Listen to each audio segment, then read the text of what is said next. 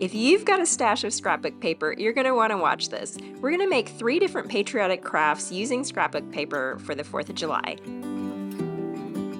Hi everyone, it's Chrissy from First Day of Home. Welcome back to my channel. We're going to be making really budget-friendly crafts, starting with these little wooden signs that I picked up in the dollar area at Michael's. You can also find things like this at Dollar Tree or any other dollar store near you. Usually they come with like a hanging rope or a hook on the back. This one had both. So I'm just going to remove the rope since I'm not planning on hanging these, but I'm just going to leave the hooks on there. You never know how you plan to use these. Sometimes I just like to put them on a shelf like a little shelf sitter or stick them in a tiered tray. They make really cute tiered tray decor. I'm going to start with just some white acrylic paint that I've watered down a little bit. I added just a few drops of water so that it wouldn't be super thick because I'm kind of going for a rustic farmhouse look here.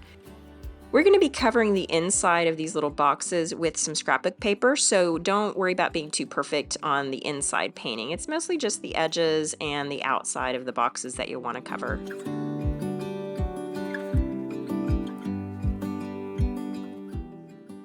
Once you're done painting, you can wait about 30 minutes for the paint to dry or use a heat gun if you want to speed up the process.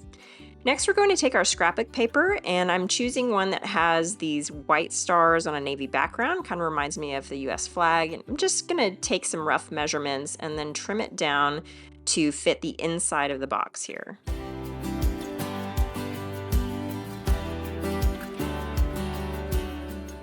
You can learn from my mistake. Always double check that it's going to fit and that it's not too big. It is a little tricky though once you stick it in there to get it back out again. Just a warning based on my experience.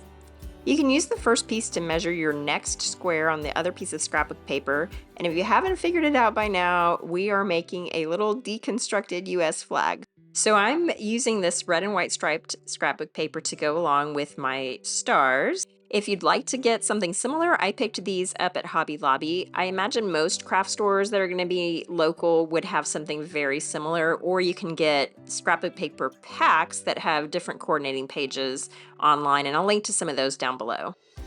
I'm using regular Mod Podge mat to attach the scrapbook paper to the boxes. I'm starting with a thin coat of Mod Podge before placing the scrapbook paper inside. Just make sure that the hooks are facing the right way on the back in case you decide to hang these later. You definitely don't want your stripes hanging the wrong way. If you have a little scraper tool or smoother tool, it helps to get into those edges. So I'm using mine that I have from Cricut Crafting.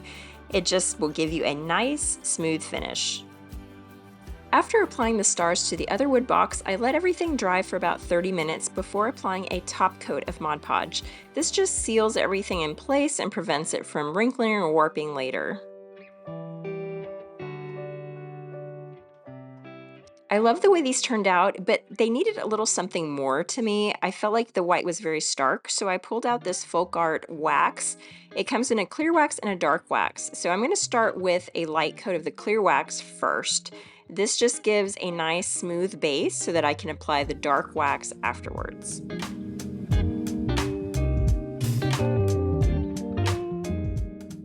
I'm mainly going around anywhere there's an edge or a corner.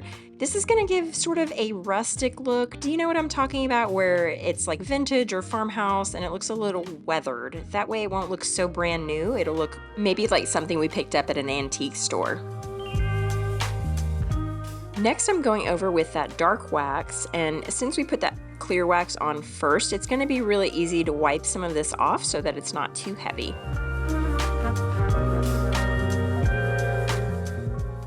I like to use old t-shirts just to wipe off some of that excess wax. It works really well to absorb it, and you can start to see already that it's giving it a nice little vintage touch around the edges here.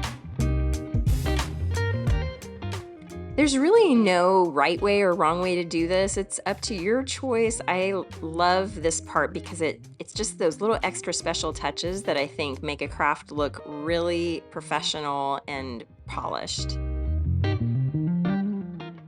I'm displaying this little flag decor on a side table, but let me know down in the comments where you would put it in your home.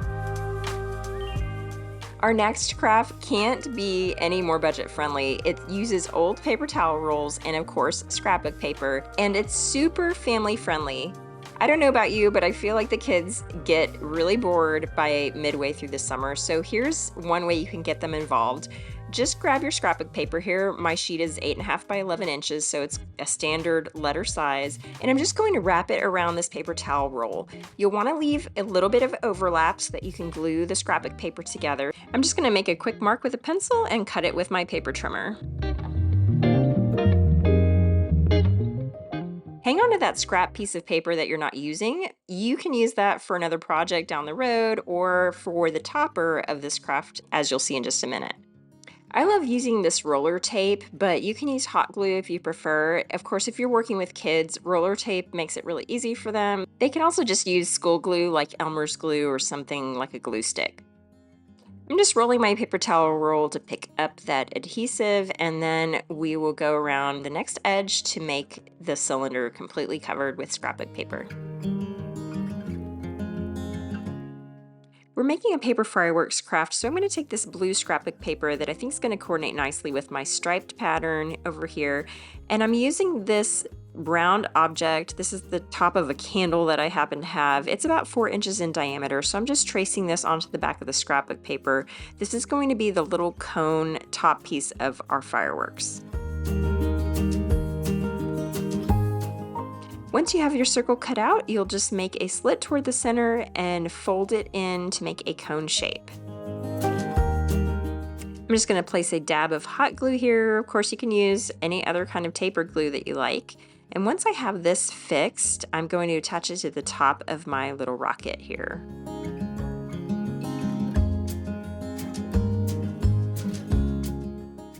The last step is attaching a dowel if you plan to put this in a little floral bouquet, like a centerpiece or a planter. This is a really fun way to add a little festive, patriotic spirit to something just for the holiday and add a little red, white, and blue decor. I think these paper fireworks are so fun. I placed them in a planter here with some morning glory and mandevilla, and I think it just adds to the festive atmosphere. If you have a party, you could put this in a display. Let me know how you would use it down in the comments below. We still have some scrapbook paper left, so let's use it to make some patriotic paper fans. I'm using some scrapbook paper here that's left over. So one of the sheets is 8.5 by 11, the other one was 12 by 12. I just need 3 strips of paper that are the same dimensions. So here I'm cutting my strips about 3¼ inches to 4 inches wide, and then the length is going to be 11 inches. Here are my 3 strips of paper. Do these look familiar? They're the same patterns as what we used in the first craft. They don't have to match the 3 strips. In fact, it's kind of fun if you mix and match different patterns. I'm just going to start by folding the strips of paper in half. We really want to do an accordion fold, but this is a little bit easier to make sure that the segments are even. So I fold my paper in half as many times as I can, just until I get to a segment that's about 1/2 inch wide.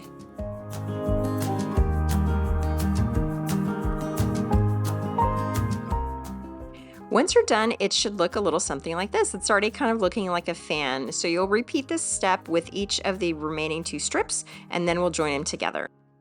It's good to have your zigzags going in different directions so that you can overlap the paper a little bit. I'm just going to apply some hot glue on one edge, and you'll see what I mean. I can just slide that star paper right on top there to join them. Of course, again, you can choose something other than hot glue if you're working with small kids. Repeat this step with the last strip of paper, and then you have all 3 of your segments joined. Here's the trick to making a paper fan that won't fall apart. Use a piece of cardstock. I used just some thick white cardstock that I had on hand. Then you're going to fold up those strips of paper that you glued together and attach this white piece of cardstock to the end. So it should be a little bit thinner than the width of your paper fan. It's going to be like a clip on the end of the fan. You can use hot glue to attach it, and you want it to be really tight. This is what makes the paper fans reusable because you can fold them up. This is great so they don't get crushed, and you can keep them and use them for 4th of July next year.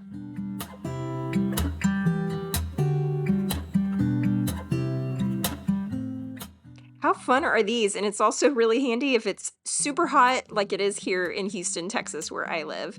I'm gonna add this skewer so I can put this in a planter or a centerpiece. You can see I clipped the two sides of the fan together with a paper clip that lets me reuse it again next year. And I think this turned out so fun. Now I wanted to add a little bit more of an embellishment for some of these fans. Here I'm adding a sparkly glitter around the edge just to give it a little more bling. I also cut out some simple stars with my Cricut, and I'm attaching them using foam tape. This is a nice way to make your fan stand out. I did a few different versions of this. One of them, I decided to make it more of a medallion, and just to give it more of an Americana look, I took my distressed ink and went around the edge with these brushes. I absolutely love this technique. I used it in my fabric carrots tutorial, if you remember that one. It just adds a little more charm to your craft, so I highly suggest experimenting with it. With one little tweak, you can also get this pointed star shape for your fan. I'll show you what I did here. I'm just removing the paper clip so I can fold it up and tell you how to do this.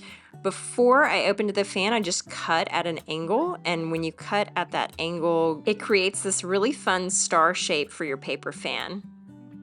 I had a great time using these paper fans to decorate a patriotic table. This is just one idea of how you can use these. You can also use them as actual fans for those 4th of July parades that get really hot. If you are into crafting and DIY projects, I hope you follow along, and I'll see you back here next time.